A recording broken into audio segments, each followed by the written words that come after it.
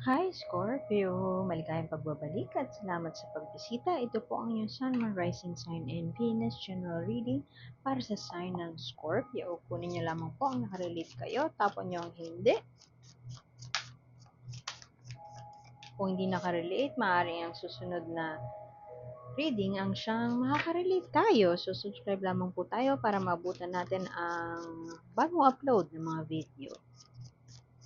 Subalit naniniwala pa rin naman ako meron at merong dahilan kung bakit tayo napadpad dito. Meron tayong mapupulot dito. O may stressful situation na bumabagabag kay Scorpio sa kasalukuyan. Maaaring iniwan na pag-iwanan, na-reject, at ito ay nagdadala sa'yo ng stress, nagdadala sa'yo ng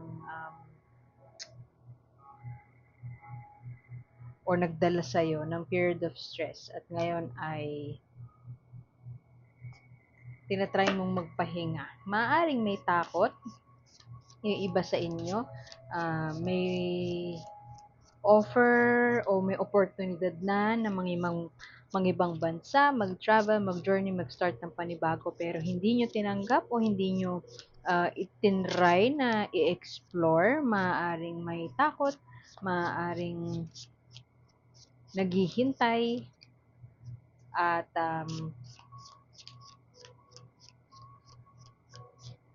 napapagod na kayo dun sa thought. Tingnan nyo mo naman yung itsura nilang dalawa. Oh, napapagod na dun sa thought ng ano ba, greener pasture, pero hindi pala talaga. Alamin natin kung ano pang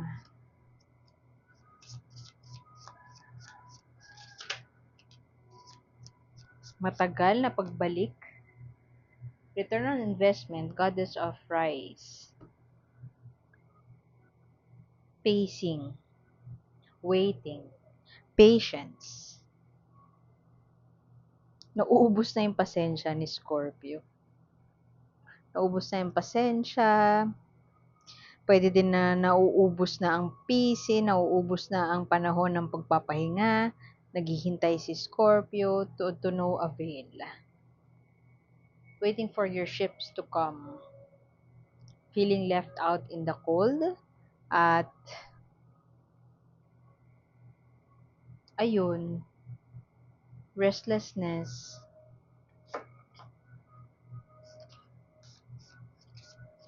Namuti na yung mata. Ganon yung nakukuha ko na energy dito. May period of planning. Meron ng parang ano nangyayari, Scorpio? Five of Cups. Lamentation. Sorrowful, kumbaga sa Passion of the Christ. Sorrowful, mystery siya. May nawala eh. May nawala, pwede din na ginost ka. Pwede na ginost ka na employer, future employer, ginost ka ng partner mo. May tao na, alam mo yon, malinaw na yung plano nyo, malinaw na yung usapan, pero for some reason, biglang iniwan ka na lang, inabandon. Actually, walang sign at all, ghosting. Nag-ghost ka, naghihintay ka sa wala, namuti na yung mata mo, napagod ka ng kakaintay. Pwede din na may awareness na sa puso mo na hindi na to babalik, hindi mo na makukuha muli, failed endeavor na siya. Ngunit, ang lagi mensahe to end your first row dito, first reading na ika-clarify natin mamaya, lagi ang Five of Cups ay sorrow, deep sorrow, may nawala, may namatay, grieving over a relationship that could have been your dream relationship, pwedeng ganon, napunta sa wala ang mga bagay na inifortan. Pero ang mensahe lagi ng Five of Cups ay, while you are focused on grieving yung kung ano yung nawala, lagi mong tatandaan na meron pang dalawa sa likod mo. Meron ka pang kinakailangan pagtuunan ng pansin. It's okay to grieve, it's okay na hayaan mong abusin kumbaga ng panahon ang akala mong magandang relasyon o magandang pagsasama, pero may bukas pa, kumbaga. May bukas pa at meron pang pagkakataon para baguhin ang takbo ng ano, tadhana. Ang weird kasi lahat 'to, tingnan mo 5, tapos 4 options. Makikita mo naman, sa itsura nila, 'di ba? I mean, napagod kakahintay, naghahanap sa wala, maaaring hanggang ngayon ini-effortan mo yung paghahanap, paghihintay, pag-grow ng kung ano man yung, anything that you held so dear, hinihintay mo na mag-grow, pero wala, ang tagal, eh. Although, with the Seven of Coins here, dahil nga goddess of ano, God of Rice, ang message ng Seven of Coins ay patience. Yung return on investment matagal pa. Maaari nauubos ng iyong pasensya, pero iniimbitahan ka ni universe na take it slow.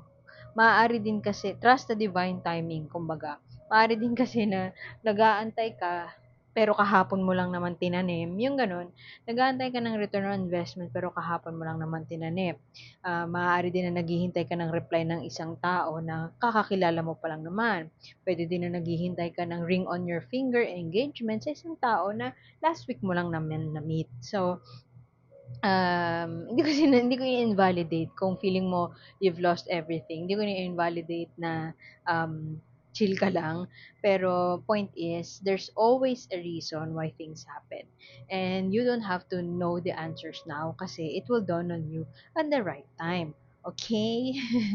So, merong mga bagay na siguro ngayon feeling mo na pag-iwanan ka, feeling mo walang patutunguhan ang relasyon, medyo nasa grieving phase pa si Scorpio ngayon. Actually, itong Three of Wands, itong Kazenbo, alam mo yung mga monks, di ba sinusunog nila yung well, hindi siya usual gawain ng monks, pero para siyang cleansing, spiritual cleansing, and to seek enlightenment. Ang mensahe nitong Kazenbo ay, pag masyado kang nagmamadali, it may do damage. It can do more harm than good.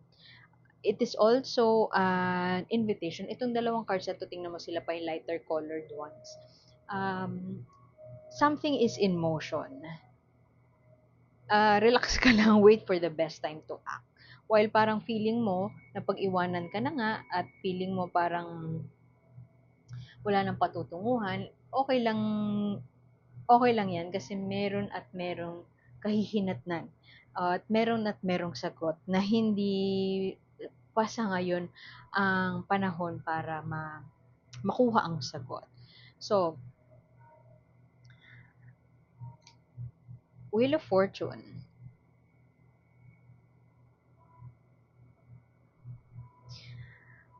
Ang itong yokai na 'to, ang tawag sa kanila kodama. Yung mga kodama, para silang diwata ng kagubatan. Sila ang tagabantay ng mga puno na sinisira, at sila ang reminder na living creatures must be taken care of. Yung mga puno na, tingnan mo yan, puno yan na sira na. So, ang message ng Wheel of Fortune na to, and this, with the kodama here, huwag mong i-attempt na ayusin ang hindi kinakailangang ayusin. Huwag mong iyakan ang mga quote-unquote puno.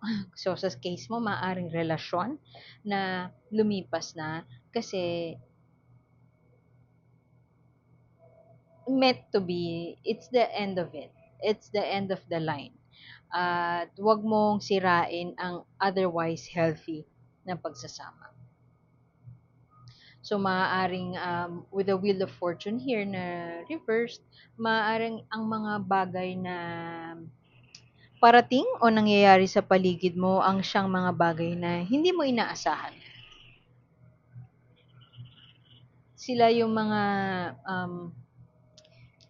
unexpected turn of events, maaaring hindi maganda sa iyong paningin, pero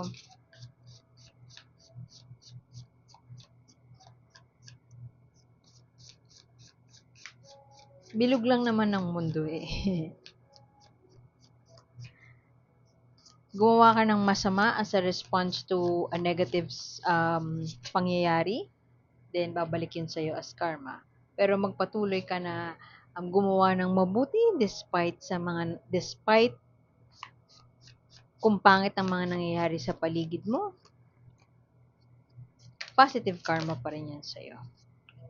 Meron kang sitwasyon na ano eh, hindi mo pa, alam mo yun, alam mo sa sarili mo na it's the end of the line, it's the end of it, oras na para manahimik, alam mo yun, live peacefully at i-let go to. Pero part of you, ayaw mo pa rin siyang i-let go.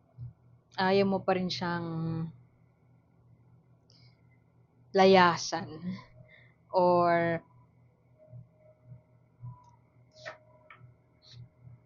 nagbabask ka pa dun sa loneliness of it. Tingnan mo, Four of Swords, stress. Nasa-stress ka dun sa um, pag-aantay. Nasa-stress ka dun sa mga pagbabago, sa mga bagay na nangyayari na hindi mo inaasahan. Pero, ayaw mo din namang umalis. Ayaw niyang umalis. Si Sazae Oni. Turban Shell Demon. Lumalabas lang siya kapag ka, ah, 30, after 30 years.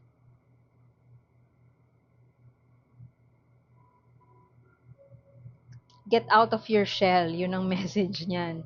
Para hindi ka na ma-stress. Get out of your shell. Get out of your comfort zone. Focus on this ano yun? Redirect your attention to your career, pwedeng ganon, to more ways to earn more kasi I feel like Scorpio is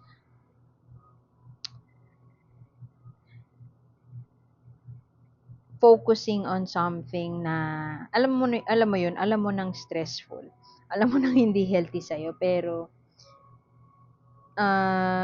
pinupoke mo pa yung nose mo around it. Halimbawa, high level decision making sa kumpanya nyo. Gusto mo pang chumismis para malaman ano nang nangyayari. Kasi gusto mong malaman how would it affect you.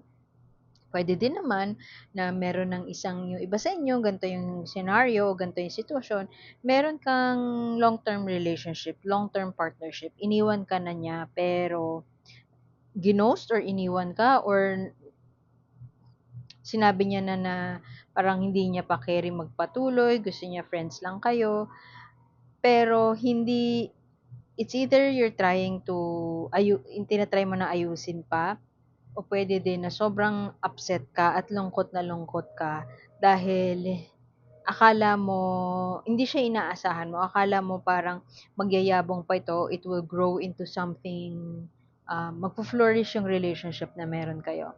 Pero hindi pala. So, medyo lumihis siya sa expectation mo. So, ngayon, nalulungkot ka, nag-grieve ka, pero part of you, hindi mo siguro aaminin din sa mga kaibigan mo. Part of you, aayusin mo pa rin siya.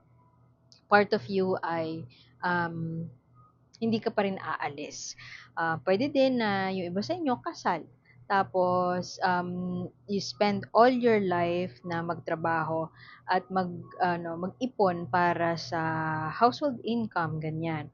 Pero, for some reason, hindi na siya nag-work para dun sa partner mo. And so, umalis siya at nagdulot ito ng isang bonggang-bonggang stress sa'yo.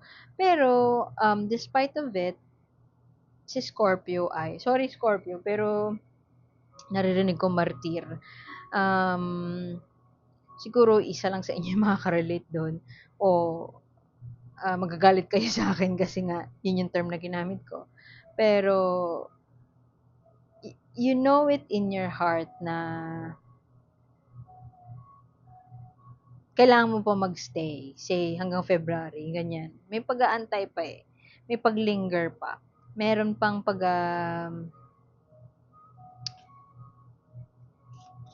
pagpo-ponder pag-iisip, maaaring yung iba sa inyo ang in a disagreement ka or ang partner mo ay Taurus, Virgo, Capricorn. Tas ang rason kung bakit kanya ginost, kung bakit kanya iniwan, o bakit pansamantalang umalis siya, nag-abroad siya, pwedeng ganon. Basta may pag-alis eh, may nawala eh. May ginigrieve ka ngayon, Scorpio. Maaaring ang dahilan ay magpo-focus muna siya sa sarili, magpo-focus muna siya sa career, ganyan, at mag-iipon muna siya, masyado marami yan. Mag-iipon muna siya para may mai-provide sa'yo. Pero para sa'yo, yung dahilan niya, kung nakapag-usap man kayo, yung dahilan niya parang hindi clear sa'yo, vague sa'yo, at hindi ka naniniwala. Parang para sa'yo BS yung mga sinasabi niya. Pero hindi mo sinasabi sa kanya. Sadyang nagsistay ka lang, hindi ka aalis kasi nga alam mo na hindi totoo yung sinasabi niya na career daw, ganyan. Pwede din na yung iba sa inyo iniisip mo, may babae to, ganon. Or may, ano to, may lalaki to, ganon. Puwedeng gano'n, naghihinala na kayo. Pero tandaan mo na yung will dito, yung will dito, you're not supposed to fix what doesn't need fixing. Maaaring yung iba sa inyo mag-a-attempt na ayusin, i-fix siya, pero bakit mo pa siya ifi-fix kung ayaw na siyang i-fix ng partner mo, yung gano'n. So, hmm, medyo napasobra tayo ng bigay. There's a period of abundance for you. Kung ano man itong hamon sa'yo ni universe ng paghihintay, ng patience and pacing, magbubunga siya into a more fruitful one. I don't feel like mangyayari pa siya anytime soon. Pwede din, Feb siguro, pero kung hindi siya mangyayari January, baka March or April. Once you wait a little longer, I don't think na waiting to na may kinalaman sa pagbalik ng partner mo, it's more of waiting na kung ano man yung hinarvest, ay kung ano man yung tinanim mo or itatanim mo pa lang ngayon. I don't know anong virtue yung itatanim mo pa lang ngayon. Maaaring understanding, maaaring mag-i-invest ka sa sarili mo, mag-i-invest ka sa isang business, ganon. Na walang kinalaman dito sa pag-invest mo kay partner. Magbubunga yon into something fruitful.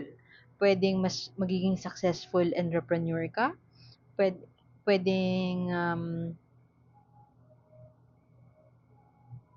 I don't know, may ma-meet ka ibang tao. Hindi ko sure Walang ace dito eh.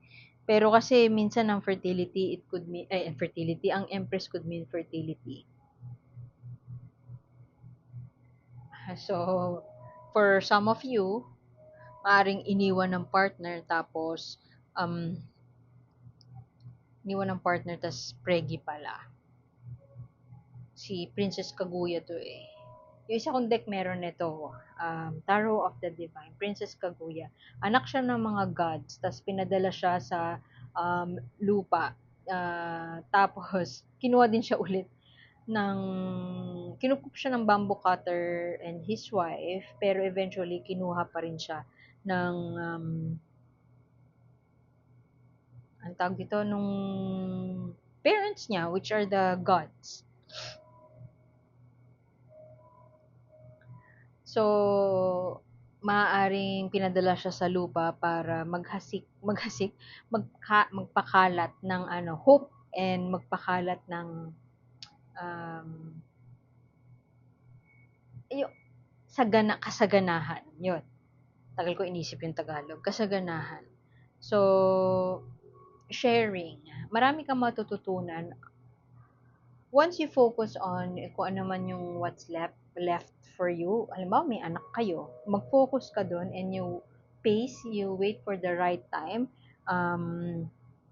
Mag-plant ka ng seeds ng gusto mong payabungin throughout 2025, and the universe will guarantee you that the wheel will turn in your favor at more abundance and plenitude. Pwede ding fertility ang darating sa'yo. Marami pang mga bagay ang nagdadala sa'yo ng hindi ka siguraduhan. Hindi ka sure, hindi clear sa'yo lahat. nalulungkot ka pa, maaaring iba sa inyo, depressed, grieving pa, lahat madilim pa sa paligid mo. Pero, um, with that coming under the Five of Cups, it's a reassurance na there's still something na nasa iyo pa na you have to kailangan mong payabungin yon para eventually you will reap the benefits of it. Kasi meron kang ano dito, Queen of Coins din. Maaaring ito ay, yun nga, yung partner mo, Taurus, Virgo, Capricorn. Pero kung hindi Taurus, Virgo, Capricorn, this is an energy of somebody na ano lang, working hard to achieve their goals, tahimik lang siya, um, keeping their head low, sorry sa ingay. Just keeping their head low and doing their thing para ma-execute siya ng tama. Financial stability. Um, Pangalan na ito. Yamahime. Ang daling tandaan, nakalimutan ko pa. Yamahime. Kung ano man yung naiwan pa sa'yo, kung ano pa yung natira pa sa'yo, remember may 2 cups ko pa sa likod mo, may nawala, pero meron pang natitira sa'yo. Kapag pinagyabong mo yun, at inalagaan mong mabuti, uh, you will reap you will reap its benefits, you will reap what you sow, and wala, magkakaroon ka ng liwanag na, I don't know, maybe umalis na, malalagpasan itong period of neglect sa'yo, period of abandonment. So, pwede kasi nga na redirection lang yung ano yung grief na naranasan mo ngayon, redirection lang towards something better. Kasi, first card na lumabas sa'yo, something is already in motion. Kailangan mo lang maging patient and to wait, pacing. Kung kaya mo na alisin yung magpahinga, do so. Wag ka nang gumawa ng, yun lang yung in summary, yun lang yun. Wag ka nang gumawa ng extra move to fix things that do not need fixing. Yun yung ano. It's destined and it's what is in store for you. New ano, walang ano dito ace eh. Sabi ko kanina walang ace. Conflict lang. Puro conflict and planning, ganyan. Pero abundance is on the horizon. Oh, don your WeChat. Perhaps it's time for you to plan. Planuhin mo kung ano yung gusto mong i-manifest. Pag-isipan mo mabuti kung ano yung gusto mong i-manifest. Tanggalin mo yung insecurity sa katawan mo and understand that you have the capacity to manifest or gawan ng, alam naman natin siguro yung manifest, no? Hindi ko na itatagalog. I-manifest yung gusto mong mangyari. How you envision your life to be. So, it's time to gear up since beginning of the year pa lang. It has to happen, yung grief and loss, it has to happen para you could don your witch hat and start manifesting what you truly want in your life. So, nire-redirect ka sa isang bagay na maaring abundance at fertility ang hatid sa'yo, financial stability ang hatid sa'yo.